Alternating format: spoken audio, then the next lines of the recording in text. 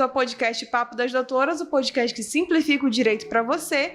No episódio bônus de hoje, nós vamos falar sobre um caso delicado e que repercutiu bastante, não é mesmo, doutora Hannah? É um caso bem chocoso, eu diria, né? Que particularmente, para mim, é bem agressivo. Nicole, do parâmetro assim do direito penal, o que tu pode explanar pra gente sobre o caso da Débora? Eu acho que no direito penal não tem muito nem o que ser comentado, porque ele já teve uma conduta tipificada, né?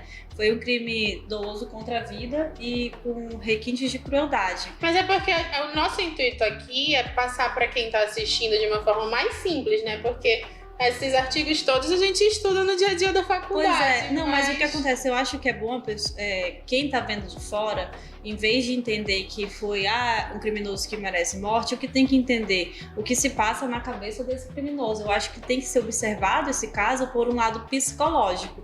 Pode ser feito até um comparativo com o caso, por exemplo, da Elise Matsunaga. O que aconteceu? Nesse caso foi o rapaz era casado, né? A moça engravidou dele e queria tentar acertar como ficaria o bebê. Então ele já tinha nele um receio sobre ter essa criança. Não estou defendendo ninguém, só estou tentando explicar o quesito psicológico. Quando uma pessoa ela tem alguma tendência a sofrer algum distúrbio, situações que derivem de... esqueci a palavra. Mas violenta emoção. Ele tava, imagina a situação dele sofrendo a violenta emoção. Ele era casado, teve um filho fora do casamento, a mulher já estava praticamente para ter a criança e ele precisava resolver aquilo. Quando a pessoa fica cega, se ela tem um quesito psicológico que já pode ter um pé, digamos assim, em algum distúrbio mental, uma psicopatia, um borderline, algo assim que leve a pessoa muito à flor da pele sem pensar duas vezes, quando ele viu a mulher, a solução dele foi matá-la, foi um crime completamente hediondo, cruel, foi muito sádico, mas na concepção dele era a solução que ele tinha naquele momento. Isso enquadra ele como um criminoso comum? Não enquadra. Obviamente ele é um criminoso com problemas mentais. E aí o que carece o sistema brasileiro é botar a penalidade exata para ele, adequada, porque às vezes só ficar preso junto com outros não é a solução. Infelizmente o sistema penal brasileiro carece, né, de, digamos, celas especiais, isolamento, etc. Uma reabilitação mental, isso não tem como, e se for psicopata não tem nem como ser reabilitado, mas é um crime realmente muito triste. E, em resumo de tudo... Mas tu acha que ele é psicopata? O que leva a pessoa a ter esse laudo da psicopatia?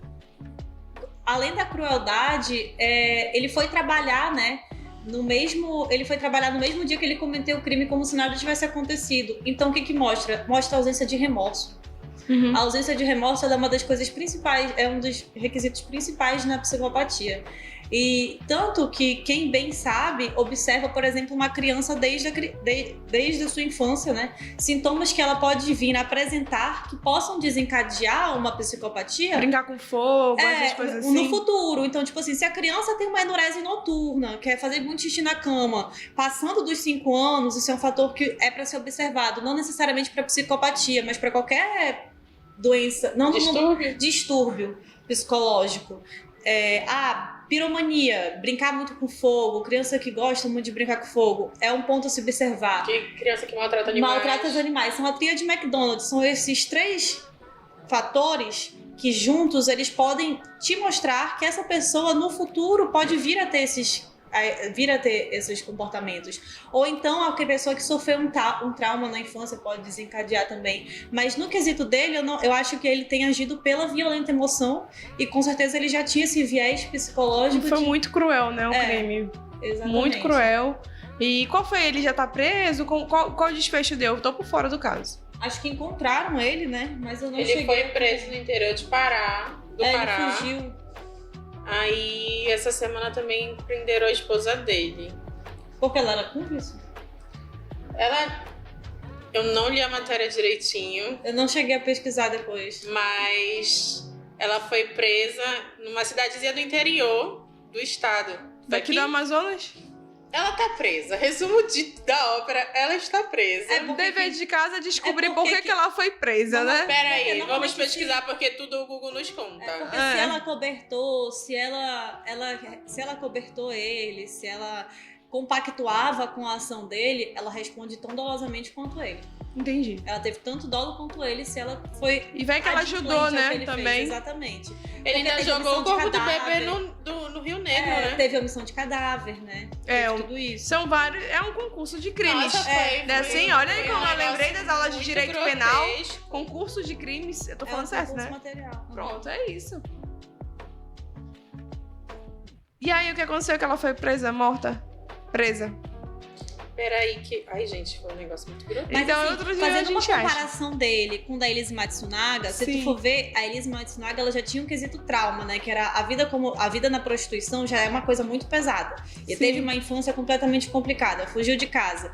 Quando ela tava com o marido que botava ela pra baixo, que tinha os pormenores daquele relacionamento que pra aparência, assim, era ótimo, mas ela tinha os conflitos internos Bem, na dela. matéria tá dizendo que a esposa dele foi presa por conta de ser considerada comparsa do crime. Me atrapalhou meu pensamento. Agora eu não vou mais falar da Elise Matsunaga, porque agora eu perdi meu viés. E se ela era comparsa, ela é partícipe. Então ela responde pelo mesmo crime que ele. Entendi. Equiparadamente. Dá algo mais a acrescentar sobre esse caso? Não. Então é isso. Corta e volta.